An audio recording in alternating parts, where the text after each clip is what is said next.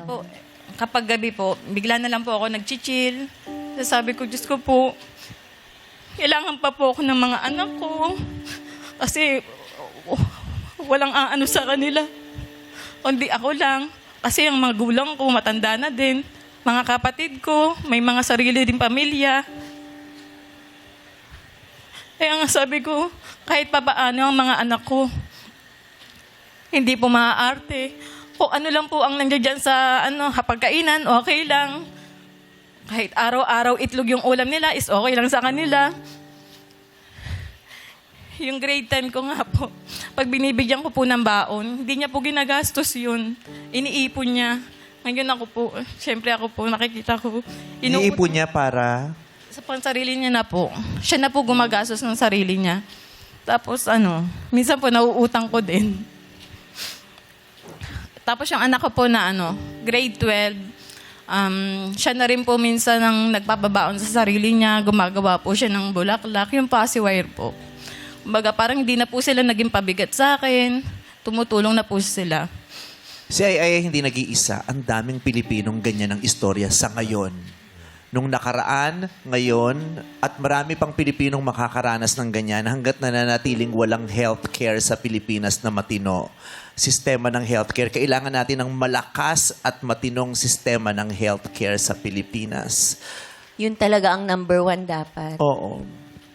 At kailangan i-demand natin yan sa pamahalaan. Kailangan natin silang katukin at kailangan ibigay ito sa atin ng pamahalaan. At kung meron na kayo, kailangan naming matanggap. Kailangan matanggap Kailangan yan. malaman ng lahat ng tao. Yes. Kasi lahat naman tayo nagbabayad ng buwis. Correct. Kailangan Mahalagang matanggap. maibalik sa atin ang binabayad nating buwis. Oo. Sana yung laki ng ibinayad naming buwis sa kanila mapunta. Sa mga Pilipinong may sakit, sa mga Pilipinong nag-aaral, sa mga Pilipinong may pangangailangan, hindi sa mga politikong mayayaman na at gahaman. Oo. Nagbago na ang taon 2026 pero sana wag nating makalimutan. Alam kong we are all trying to move forward with hopes. Pero wag nating kakalimutan, wala pa rin pong nakukulong na nagnakaw sa Pilipinas. Ayan, sa presidente na nangako na magpapakulong, nag-aantay pa rin po kami dahil hanggang ngayon po, wala pa rin po talagang malaking isda o politikong nakukulong. So, mag-aantay pa rin tayo. Yes, we move forward with hopes, pero kailangan i-demand natin kung ano ang hustisyang kailangang makuha natin. Yes? Okay. Yes. Siguro sa ngayon, Vice, magta-try kaming kumausap ng may mga baka pwedeng makatulong sa'yo. No? At least, baka hingi tayo ng advice man lang kung anong dapat mong gawin. Maraming salamat. Thank you po. Sana meron. Kahit yung father ko po talaga. Ano no? Yung father ko po, nataningan na rin po siya ng 2 taon na lang din po siya. Diba? Ilang Pilipino ang araw-araw mag-aantay na lang mamatay kasi walang tulong na nakukuha? Ilan? Diba?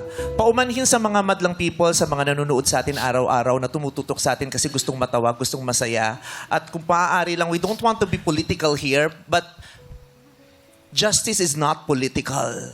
Ang hustisya para sa mga mamamayan, ang social justice, ay hindi siya politikal. Ito ay dapat maging personal sa atin dahil ang kamatayan ng katawan, ang kalusugan, ang kamatayan ng mamamayan ay hindi siya political. Kailangan personal sa atin ito. Dahil kamag-anak natin ang mga nawawala, nagkakasakit, mga kakilala nating batang hindi nakakapag-aral, mga kapitbahay natin ang nalulunod sa baha, at lahat tayo ay nananakawan ng buwis. Tsaka mahalaga ang buhay. Yan talaga Pinakamahalaga ang buhay. pinakamahalaga ang buhay. Pinakamahalaga ang buhay. Mas At mahalaga oras. pa sa mga malalaking bahay ng mga politiko na ngayon ay hindi naman nila maipakita dahil itinatago nila. Mas mahalaga pa sa mga bag ng mga politiko. Diba? Pag namatay ka, hindi mo naman nasasama ang bahay, ang kotse, ang bag. Correct. Pare-parehos lang tayong ililibing sa lupa. Sa mga kamag-anak dyan ng mga magnanakaw na politiko, baka napapanood nyo siya, tawag naman kayo sa Showtime, tulungan nyo naman siya, please. Okay. Pasensya na kayo. Personal sa akin to, nagsumasama ang loob ko kasi pag nakakarinig ako ng ganun. Pwede tayong tumulong, di ba? Pero ang PC namin ay hindi naman ganun kahaba, di ba? Hindi man namin to obligasyon, pero kung maaari lang nating tulungan ng lahat, di ba? Pero hindi ganun kadali sa atin. Because merong mga tao na dapat gumagawa nito para sa atin.